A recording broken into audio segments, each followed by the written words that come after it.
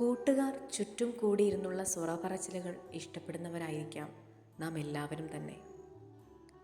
ഇതിനിടയിൽ ഒരു തമാശയ്ക്കെന്ന വണ്ണം മറ്റുള്ളവരെ കളിയാക്കുകയോ അതല്ലെങ്കിൽ കൂട്ടം ചേർന്ന് ഒരാളെ മാത്രം കോർണർ ചെയ്ത് കളിയാക്കുകയും അത് നമ്മുടെ ഫ്രണ്ട്ഷിപ്പിൻ്റെ ഭാഗമാണെന്ന് കരുതി ആ പ്രവൃത്തി ശീലമാക്കുകയും ചെയ്യാറുണ്ടോ?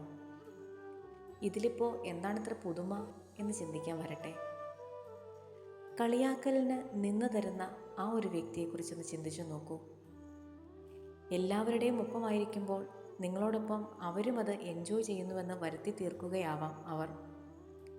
പലപ്പോഴും നാം നിസ്സാരമായി കാണുന്നത് അവരുടെ ഫീലിങ്സ് അല്ലേ? ഒറ്റയ്ക്കായിരിക്കുന്ന നേരത്ത് ഈ ഒരു കാര്യം വീണ്ടും വീണ്ടും ഓർത്ത് അവർ ദുഃഖിക്കാറുണ്ടാവാം.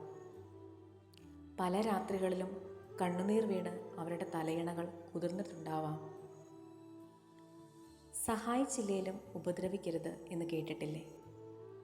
നിന്റെ മുൻപിൽ വരുന്നത് ആരായാലും അവനെ അവനായി തന്നെ അംഗീകരിക്കാനും സ്വീകരിക്കാനും അറിഞ്ഞിരിക്കണം.